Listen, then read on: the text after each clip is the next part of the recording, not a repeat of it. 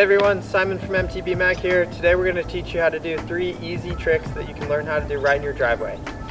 The first one is a wheelie. Everybody sees people doing wheelies and it's a super fun one to learn. The other one is how to ride with no hands. And the third is how to manual over small objects and things that you'll find out on the trails. So the first step to riding with no hands is to ride with one hand, so practice that first. So if you're super nervous about taking even one hand off, here's some tips.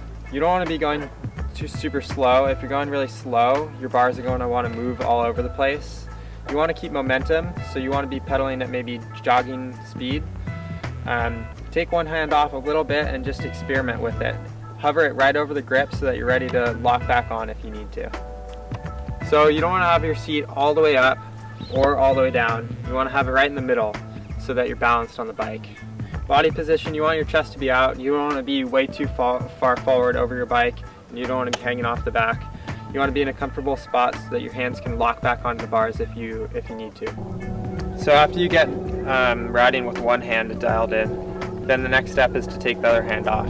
So I'd recommend still keeping your hands relatively close to the grip so that you can get your hands back on if you start to get a little bit sketchy. So maybe just hover them a couple inches away. Make sure that the bars are in reach and don't try to bring them behind your back or anything crazy quite yet. So once you practice with your hands just a little ways away from the grips and you want to start to bring them more behind you, there's a couple things you want to keep in mind. You want to keep your speed relatively high. You want to try to keep pedaling or have a bit of a downward slope to keep your momentum moving forward. The faster you go is maybe a little bit more scary, but it's actually easier to take your hands off that way. And once you're comfortable with that, you want to stay nice and balanced on the bike. You don't want to lean too much to the left or right, and you can start to bring your hands all the way back into your sides. And once you're comfortable with that, then it's all open from there. You can balance with your arms out and you can do lots of things. But first, just practice bringing them right by your sides and be ready to bring them back to your bars if you need to. So once you get comfortable taking both hands off, some other things to keep in mind. Again, you don't want your seat to be too high or too low. You want it to be comfortable so that you can keep pedaling. Keep that momentum up. The more speed you have, the easier it will be to keep your hands off. You're steering with your body, so you kind of just want to slightly lean to the left if you want to go to the left, or lean to the right. You're not going to be turning with your bars traditionally going left to right. You're going to be leaning. Something to look out for, it's easy to get caught looking down at your stem because you want to make sure you can get your hands back on. So know where your bars are, but keep your eyes focused ahead of you. You want to be on the lookout for potholes and bumps or anything that might be in your path, because if you have no hands on and you hit something like that, it could go bad pretty quickly.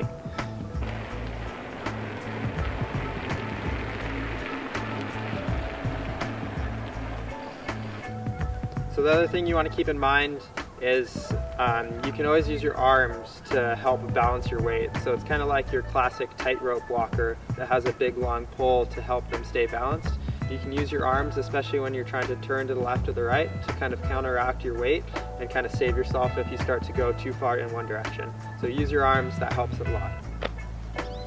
So when it comes to doing a wheelie, before we even talk about getting your front wheel off the ground, let's talk about the back brake. When you're doing a wheelie, the back brake can be your savior. As soon as you hit your back brake, it's going to drop your front wheel back to the ground. Whether your front wheel was an inch off the ground or you were starting to loop out over the back of the bike. Once you hit your brake, it'll drop you back down. And if you feather your brake lightly, it can kind of help you stay in the wheelie for a longer period of time. So an important thing when you're learning how to do a wheelie is being aware of what gear you're in. A good place to start is to be in an easy gear. You're going to be going at a slower speed, and it'll give you a good idea of what it feels like to get that front wheel off the ground without going dangerously fast. Once you start getting into harder gears, you're going to have to be pedaling faster to keep that front wheel up in the air. So it's going to be a little bit more dangerous, but start with an easy gear and go from there. So when it comes to that gearing we were talking about earlier, if you're in a hard gear and you're starting your wheelie from a stop, it's going to be too hard to get that front wheel off of the ground. And if you start in too easy of a gear, once you get that front wheel up, you're going to start gaining speed, and you're not going to be able to maintain that speed because you're just going to be spinning those cranks out because it's so easy. So you want to be somewhere right in between. Something else when it comes to doing a wheelie is where your seat's at. So some crazy XC guys can have a super high seat and they can still do super long wheelies. And some downhillers with a super low seat can still sit on their seat and do a pedaling wheelie. Personally, I think it's easiest to learn when your seat's somewhere in between that height. It's kind of personal preference, but play with your seat height and figure out what works best. So when you're learning how to wheelie, you want to learn on a nice flat surface or a little bit of an uphill. If you're doing it on an uphill, your front wheel is already going to be higher than your back, but be careful because it's a little bit easier to loop out that way. Advanced riders can do a wheelie going downhill, but that translates into shifting while you're doing a wheelie and sometimes stop pedaling completely and it turns into doing a manual, which is a whole different category. Another easy skill you can practice right in your driveway is doing a short pickup manual that'll get you over an object. If you have a small curb like this to practice on, it's perfect and it'll simulate getting you over an obstacle on the trail like a log or a big root or something. If there's something that's a little bit too big for your bike to want to roll over on its own, it's going to slow you down a lot if you have to just pick your front wheel up. But if you can manual over it, it'll keep your speed going, it'll keep your momentum going, and it'll get you down the trail a lot smoother. So something like a curb in your driveway is nice and smooth and it's a good place to practice this skill. Just keep in mind if you're out on the trail and you hit something sharp like a log, it's going to be more abrupt of an impact. But this is a good place to start and get the feeling of manualing over something. Right. So when you're practicing the skill, you want to be aware of your approach. You want to take a nice straight line in, and you want to be aware of when you pick that front wheel up off the ground. If you pick it up too early, it's going to be hard to stay in that manual, and you might not make it over the object. And if you pick it up too late, the front wheel might hit before you get it as high as you need to. So something to keep in mind when you're doing this is your body position. When you see people doing awesome manuals, they don't just use their arms and pull up like this. They use their whole body.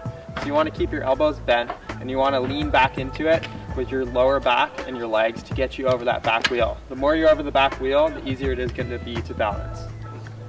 Another thing to keep in mind is the position of your cranks. You want your pedals to be nice and level. You don't want one to be dropped lower than the other. It'll throw off your balance and it might hit whatever you're trying to get over. The other thing to keep in mind is to keep your finger just feathering over the back brake. Keep it right there in case you need to pull it down. That'll bring your front wheel back down to the ground safely. Thanks for watching, everybody. These tricks are super fun. You can pretty much do them on any bike, anywhere, and have fun trying them. Don't forget to subscribe to the channel. And again, thanks for watching.